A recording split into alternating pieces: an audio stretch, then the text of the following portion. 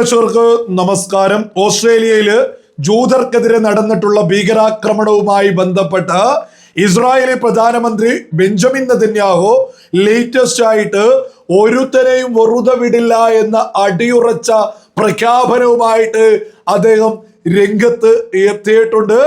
അദ്ദേഹം പ്രസംഗിച്ചതിന്റെ പൂർണ്ണ പരിഭാഷയാണ് നമ്മൾ ഈ ഒരു വീഡിയോയിൽ മുന്നോട്ട് വെക്കുന്നത്.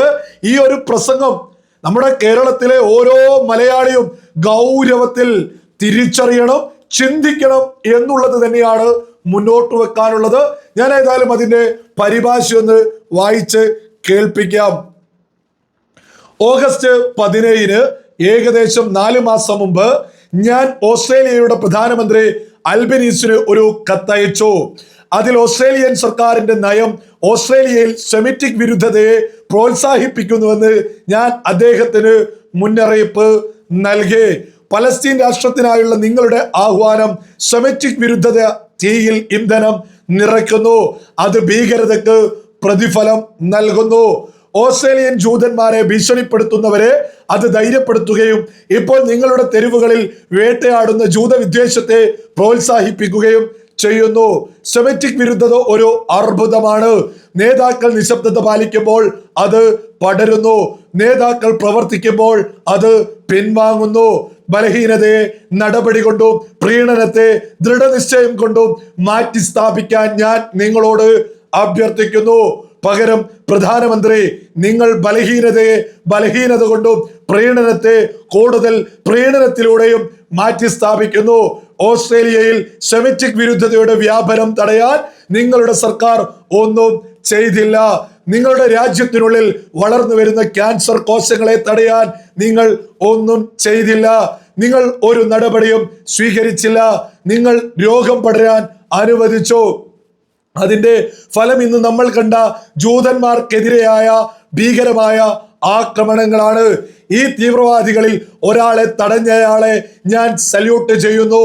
പക്ഷേ നിങ്ങൾ എടുക്കാത്ത നിങ്ങളുടെ സർക്കാരിന്റെ നടപടിയാണ് അത് ആവശ്യപ്പെടുന്നത്.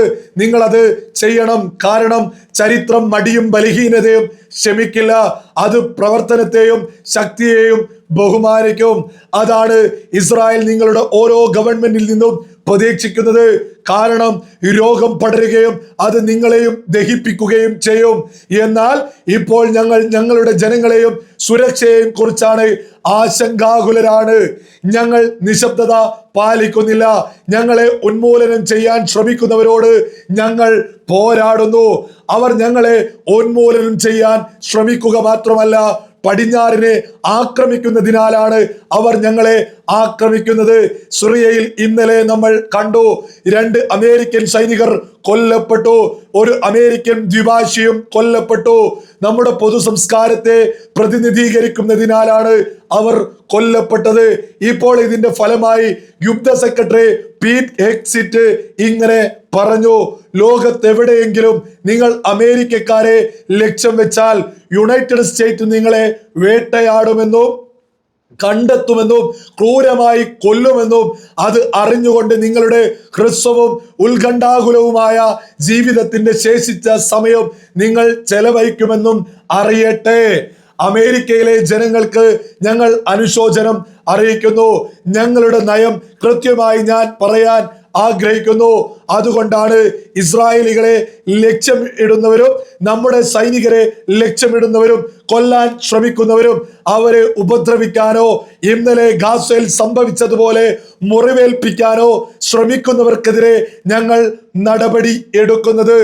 ഇസ്രായേൽ ഞങ്ങളെ വേട്ടയാടുമെന്നും കണ്ടെത്തുമെന്നും ക്രൂരമായി നശിപ്പിക്കുമെന്നും അറിഞ്ഞുകൊണ്ട് അവർ തങ്ങളുടെ ഹ്രസ്വവും ഉത്കണ്ഠാകുലവുമായ ജീവിതത്തിന്റെ ശേഷിച്ച കാലം ചിലവഴിക്കും. അതാണ് അമേരിക്കൻ നയം. ഇതാണ് ഇസ്രായേലിന്റെ നയം. ഗാസയിലും ലെബനിലും നമ്മുടെ ചുറ്റുമുള്ള എല്ലായിടത്തും ഇതാണ് ഞങ്ങളുടെ നയം. ഈ കൊലയാളികൾ നമ്മെ കൊല്ലാൻ വന്നാൽ ഞങ്ങൾ വെറുതെ ഇരിക്കില്ല. ഓസ്ട്രേലിയയിൽ ജൂതർക്കെതിരെ ഭീകരാക്രമണം നടത്തിയ ഒരാളെയും വെറുതെ വിടില്ല എന്ന് പച്ചക്കങ്ങ് വിളിച്ചു പറഞ്ഞതാ നമ്മൾ ഈ കേട്ടിട്ടുള്ളത്. ഈ ഭീകരാക്രമണത്തിന് പിന്നില് ഒരു പാകിസ്ഥാൻ 24-കാരനായിട്ടുള്ള ഒരു ജിഹാദി പാകിസ്ഥാൻകാരനാണ് എന്ന് കൃത്യമായിട്ട് അന്താരാഷ്ട്ര മാധ്യമങ്ങളിലൂടെയൊക്കെ തന്നെ പുറത്തു വന്നു. ജിഹാദി ശല്യം ലോകം മൊത്തമുണ്ട് എന്നുള്ളതൊരു യാഥാർത്ഥ്യ. ഇസ്രായേലി പ്രധാനമന്ത്രി ബെഞ്ചമിൻ നെതന്യാഹു ഓസ്ട്രേലിയൻ പ്രധാനമന്ത്രിക്ക് കൃത്യമായിട്ട് മുന്നറിയിപ്പ് കൊടുത്തതാ, നിങ്ങളെ പലസ്തീൻ സ്വതന്ത്രമാവുക എന്നുള്ള ആ ഒരു പ്രതിഷേധങ്ങളെ നിങ്ങൾ അഴിച്ചുവിട്ടത് തന്നെയാണ്. നിങ്ങൾ അവിടെ ഇന്ന് ജൂതർക്കെതിരെയുള്ള ആക്രമണമെന്ന് വ്യക്തമായിട്ട് ഇസ്രായേലി പ്രധാനമന്ത്രി വിളിച്ചു പറയുന്നു. ഇത് മലയാളികൾ ഗൗരവത്തിൽ തിരിച്ചറിയണം. എന്ന് നമ്മുടെ രാജ്യത്ത് ഭാരതീയ ജനതാ പാർട്ടി ഭരിക്കുന്ന ഒരു സംസ്ഥാനത്തും തെരുവുകളിൽ പലസ്തീൻ പ്രകടനങ്ങൾ അനുവദിക്കുന്നില്ല.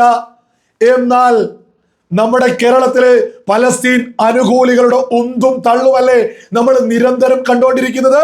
നമ്മുടെ കേരളത്തിലെ പലസ്തീൻ അനുകൂലികൾ പത്തിമടക്കി അടങ്ങി പ്രകടനത്തിൽ മാത്രം ഒതുക്കുന്നത് മറ്റൊന്നും കൊണ്ടല്ല, നരേന്ദ്രമോദി സർക്കാർ ഉള്ളത് കൊണ്ട് മാത്ര.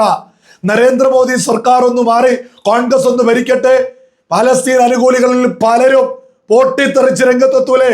അതല്ലേ യാഥാർത്ഥ്യം? ഈ പറയുന്ന ഓസ്ട്രേലിയയിൽ പോലും ആ പ്രകടനങ്ങൾക്കൊക്കെ അനുമതി കൊടുത്ത് പ്രകടനങ്ങളൊക്കെ നടക്കുന്നതിന്റെ തൊട്ടു പിന്നാലെയാ ഇത്തരത്തിൽ കാര്യങ്ങൾ നടക്കുന്നത്. പ്രകടനങ്ങളൊക്കെ കഴിഞ്ഞ് അടുത്ത പടി എന്ന് പറയുന്നത് ഈ പറയുന്ന പൊട്ടിത്തെറിയും വെടിവെപ്പും കാര്യങ്ങളൊക്കെ തന്നെയാ. നമ്മുടെ കേരളത്തില് വലിയ അപകടമുണ്ട്. പലസ്തീൻ അനുകൂലികൾ ഒരുപാടാണ്. അവരൊക്കെ തന്നെ ഒരേ സ്വരത്തില്, ഇവിടെയുള്ള ഇടതാണെങ്കിലും UDF ആണെങ്കിലും ഒരേപോലെയാണ് ഉറക്കെ വിളിച്ചു പറയുന്നത്. ജോർദാൻ നദി മുതൽ മെഡിറ്ററേനിയൻ കടൽ വരെ പലസ്തീൻ സ്വതന്ത്രമാവും. അതിലെന്താ കൃത്യമായിട്ട് മുന്നോട്ട് വെക്കുന്നത്? സകല ജൂതരെയും ഇല്ലാതെയാക്കണമെന്ന് തന്നെയാ കേരളത്തിലെയും പലസ്തീൻ അനുകൂലികൾ ഒരേപോലെ ഉയർത്തിപ്പിടിക്കുന്നത്. ഇത്തരം ആളുകള് നമ്മുടെ നാടിന്, ലോകത്തിന് തന്നെ ഭീഷണിയാ. കൃത്യമായിട്ട് ഇസ്രായേലി പ്രധാനമന്ത്രി പറയുന്നുണ്ട്, ഇത്തരം പലസ്തീൻ അനുകൂലികള് ലോകത്തിന് തന്നെ അപകടമാണ്. നിങ്ങളൊന്ന് ചിന്തിച്ചു നോക്കൂ, ഏതെങ്കിലും ഒരു ജൂതൻ എവിടെയെങ്കിലും പോയിട്ട് തീവ്രവാദ പ്രവർത്തനം നടത്തുന്നു? എന്നാൽ ജൂതർക്ക് നേരെ ലോകം മൊത്തം ജിഹാദികള് ആവുന്നത് പോലെ രംഗത്തിറങ്ങല്ലേ നമ്മുടെ നാട്ടിൽ പോലോ? ഇത്തരം ജിഹാദികള് നമ്മുടെ നാടിന് അപകടം തന്നെയാ. ഈ ജിഹാദികൾ ലോകത്തിന് തന്നെ നാശ. ഒരു തർക്കമില്ലാത്ത വിഷയ. ഇത്തരം തീവ്രവാദ ജിഹാദികളെ ഒറ്റക്കെട്ടായിട്ട് നമ്മൾ എതിർക്കേണ്ടതുണ്ട്. ഇസ്രായേൽ പടപൊരുതല്ലേ? ഇസ്രായേല് ലോക സമാധാനത്തിന് തന്നെയാണ് യഥാർത്ഥത്തില് പടപൊരുതി മുന്നോട്ട് പോകുന്നത്. ഈ ജിഹാദികളുടെ ശല്യം നമ്മുടെ ഡൽഹിയിൽ ഉണ്ടായില്ലേ, നമ്മുടെ പഹൽഗാമിൽ ഉണ്ടായില്ലേ, ലോകത്തെല്ലാ രാജ്യങ്ങളിലും ഈ ജിഹാദി ശല്യല്ലേ? നമ്മൾ അതുകൊണ്ടാണ് ഈ ജിഹാദിസത്തിനെതിരെ ശക്തമായിട്ട് നമ്മളെ കൊണ്ടാവുന്നത് പോലെ ശബ്ദിച്ച് മുന്നോട്ട് പോകുന്നത്. ഓരോ മലയാളിയോടും, വിവേകമുള്ള ഓരോ മലയാളിയോടും പറയാനുള്ളത്, പലസ്തീൻ അനുകൂലികളെ ഒരു തരത്തിലും അംഗീകരിക്കരുത്. അവരെ പുച്ഛിച്ച് തള്ളുക തന്നെ ചെയ്യണം. ഇസ്രായേലി പ്രധാനമന്ത്രിയുടെ ഈ പ്രസംഗത്തില് ഓരോ മലയാളിയും ഒരുപാട് പഠിക്കാനുണ്ട്. ഓരോ മലയാളിയും പലസ്തീൻ അനുകൂലികൾ ജിഹാദി അനുകൂലികളാണ്, തീവ്രവാദ അനുകൂലികളാണ്, ഭീകരവാദ അനുകൂലികളാണ്. അവർ മതം മാത്രം നോക്കിയാണ്, പച്ചവർഗീയതയാണ് നമ്മുടെ കേരളത്തിൽ ഉടനീളം വിളിച്ചു പറഞ്ഞ് മുന്നോട്ട് പോകുന്നത്. അത്തരം ആളുകളെ നമ്മൾ പുച്ഛിച്ച് തള്ളുക തന്നെ ചെയ്യണം. നരേന്ദ്രമോദി സർക്കാർ ഉള്ളത് കൊണ്ടാണ് ഞാനും നിങ്ങളുമൊക്കെ ഇവിടെ സമാധാനത്തിൽ മുന്നോട്ട് പോകുന്നത്. കോൺഗ്രസ് രാജ്യം ഭരിച്ചാൽ ഒരു കാര്യത്തിൽ ഒരു തർക്കവും വേണ്ട, മറ്റൊരു സെന്നി നമ്മുടെ രാജ്യത്ത് ആവർത്തിക്കപ്പെടും, ഒരു തർക്കമില്ല. കാരണം എന്താ, അതിനു മാത്രം പലസ്തീൻ അനുകൂലികൾ നമ്മുടെ കേരളത്തിൽ മാത്രമുണ്ട്, ഒരു തർക്കമില്ല വേണ്ട. അതുകൊണ്ട് പരമാവധി നരേന്ദ്രമോദി സർക്കാരിനെ തന്നെ പരമാവധി ഓരോ ആളുകളും ശക്തി പകരുക എന്നുള്ളത് തന്നെയാ നമ്മുടെ നാടിന്റെ ഗുണത്തിന്, നമ്മുടെ നാടിന്റെ സമാധാനത്തിന് ഓരോ മലയാളിയും ചെയ്യേണ്ടത്. ഇന്ന് ഓസ്ട്രേലിയയിൽ നടന്നത് നാളെ ഇവിടെ നടക്കൂല എന്നുള്ളത് ഒരാൾക്കും പറയാൻ സാധിക്കില്ല. കാരണം അമ്മാതിരി ഇവിടെ പലസ്തീൻ അനുകൂലികളുണ്ട്. അവരെ പിന്തുണക്കുന്നത് കേരളത്തിലെ UDF-ഉം LDF-ഉം ഒരേപോലെയാണ് എന്നുള്ളതും സകല ആളുകളും തിരിച്ചറിയുക.